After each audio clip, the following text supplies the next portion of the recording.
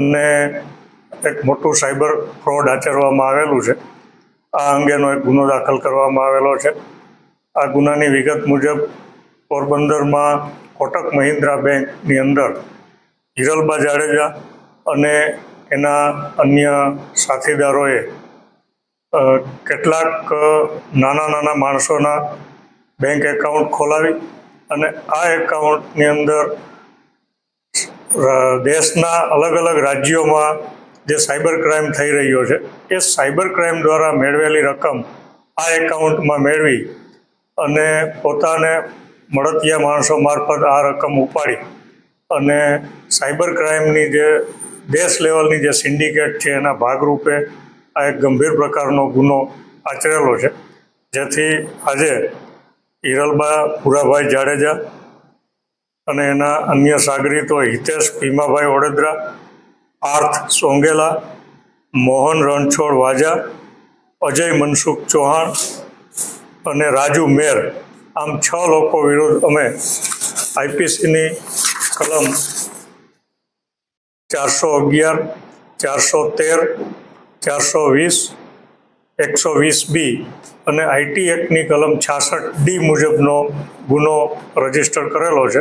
અને આ ગુનાની તપાસ અમારા સાયબર પીઆઈ ચૌધરી છે એ હાલમાં કરી રહેલા છે.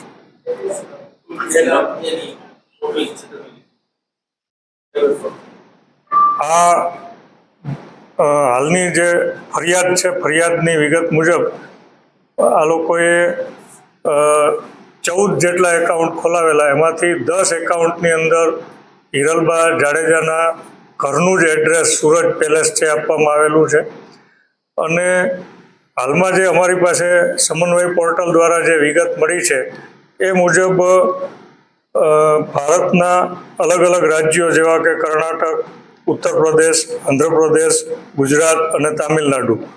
એમ મળી અને લગભગ 3.5 કરોડ જેટલી રકમનું જે સાયબર ફ્રોડ કરવામાં આવેલું છે અને એ સાયબર ફ્રોડ પૈકીની રકમ આ ખાતાઓમાં આવેલી છે.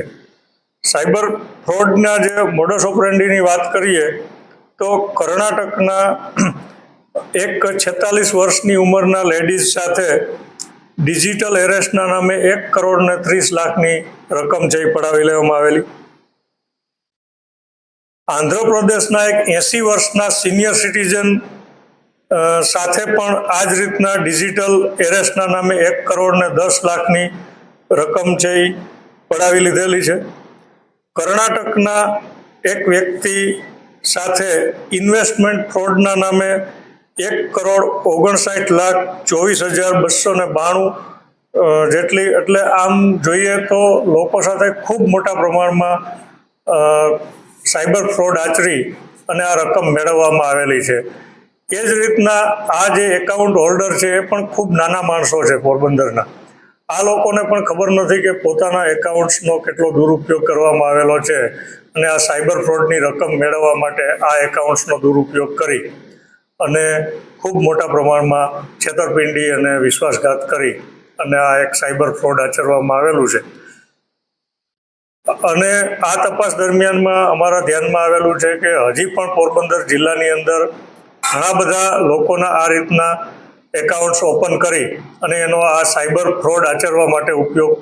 થયેલો હોય એવી સંભાવના છે, જેથી અમે મીડિયાના માધ્યમથી લોકોને પણ અપીલ કરીએ છીએ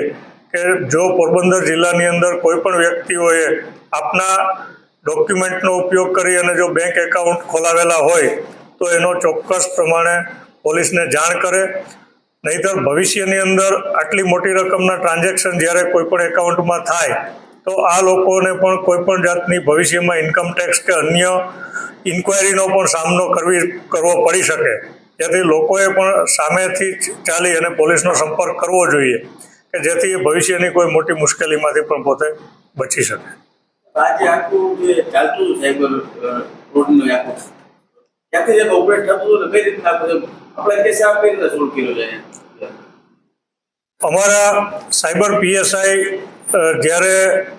આ પ્રકારના એકાઉન્ટની પોરબંદરની અંદર તપાસ કરી રહ્યા હતા ત્યારે અમને કેટલીક માહિતી મળી કે પોરબંદરમાં આવા કેટલાક એકાઉન્ટ છે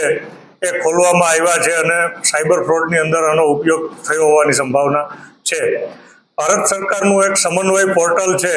અમારા PSIS સમન્વય પોર્ટલની ઉપર જ્યારે આ એકાઉન્ટ બાબતમાં સર્ચ કરી ત્યારે અમને આ માહિતી મળી કે પોરબંદરના પણ આ 5 જેટલા એકાઉન્ટ છે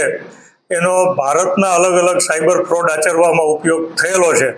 અને આ એકાઉન્ટની અંદર આ મોટી રકમ છે એ જમા કરાવવામાં આવેલી છે. હાલની ફરિયાદ મુજબ આ 5 એકાઉન્ટની અંદર જ 35,70,000 જેટલી માતબર રકમ છે એ જમા કરવામાં આવેલી છે અને આ આરોપીઓએ ખાતા ધારકની જાણ બહાર આ તમામ રકમ જે દિવસે જમા થતી હતી એ જ દિવસે છે એ આ રકમ ઉપાડી લીધેલી છે રોકડથી અને એ રકમ છે પોતે અંગત ઉપયોગ માટે વાપરી લીધેલી છે.